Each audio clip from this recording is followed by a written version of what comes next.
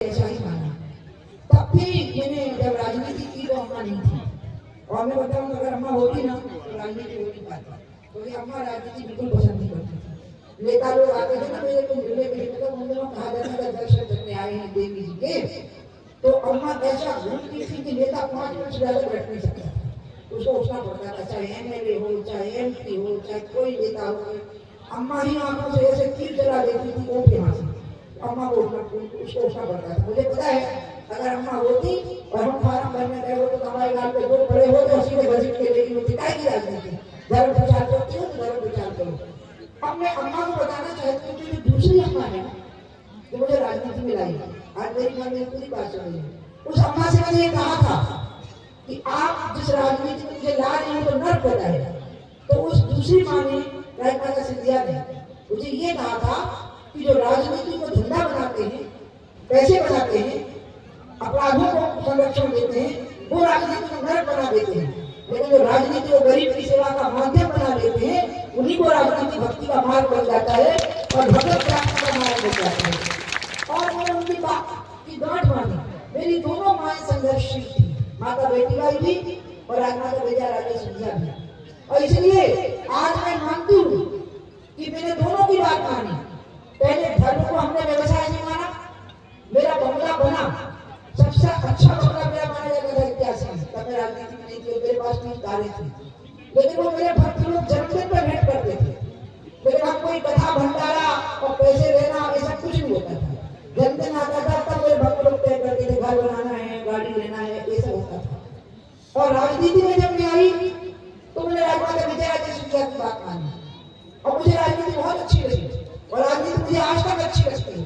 मैं चुनाव नहीं लड़ती हूँ, इसका मतलब ये नहीं समझना कि मैं राजनीति से अलग हो गई हूँ, मैं जीवन की आखिरी सांस तक राजनीति करूंगी, मैं राजनीति कभी नहीं छोड़ूंगी। और उसका कारण है क्योंकि मैंने देखा है कि राजनीति के कितने लाभ होते हैं जो कथा प्रवचन से नहीं हो सकते। आप मुझे बताइए, केन बेतवा परियोजना आज 30,000 करोड़ की हो गई है, क्या 30,000 करोड़ का कोई काम में प्रवचन करके कर सकती थी?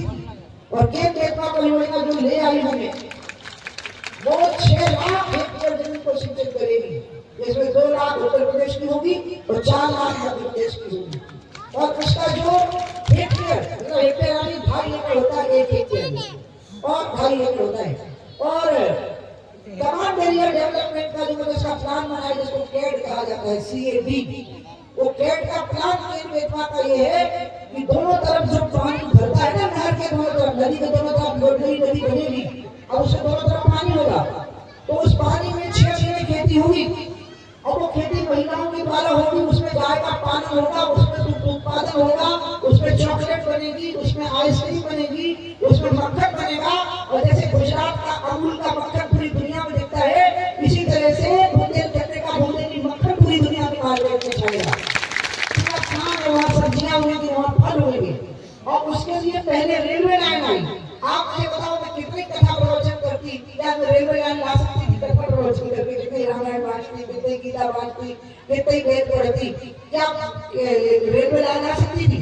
रेलवे लाइन लाना असंभव था। लोग कहते थे मैं झूठ बोल रही हूँ। जब रेलवे लाइन का शिलान्यास कर लिया चुनाव आयोग के जरिए, तो दिग्विजय सिंह ने कहा कि उमा भारती ने झांसेबाजी की है, वो रेलवे लाइन का शिलान्यास हो ही नहीं सकता, रेलवे लाइन आ ही नहीं सकती। तब उस समय पर मैंने अटल जी से कहा कि मजाक कर रहा है मेरा, और चुनाव आने वाला है।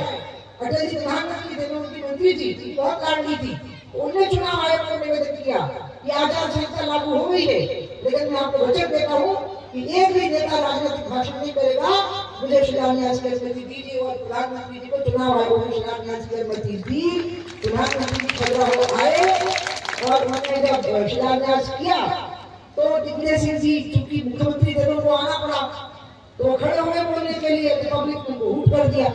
तो जब पब्लिक हूट करने लगी तो अटल जी मुझे बोले कि देखो उमा, ये मंच प्रधानमंत्री का है, तो मुख्यमंत्री हमारे मेहमान है, इनकी बेइज्जती नहीं होनी चाहिए, तो तुम पब्लिक को चुप कराओ, तो तुम्हारे अलावा कोई चुप नहीं करा पाएगा। तो मैं माई के पास गई और लोगों को मैंने कहा कि मेहमान भगवान का रूप होता है। अब मैंने ऐसे किया और पूरी 1 लाख पब्लिक शांत हो गई। और फिर मैं अपने प्रधानमंत्री के बगल में आके बैठी, मेरी मिनिस्टर थी 38 साल की उम्र मेरी, तो मुझे कहने लगे हे भगवान, एक उंगलिया से सबको चुप करा देते हो ना।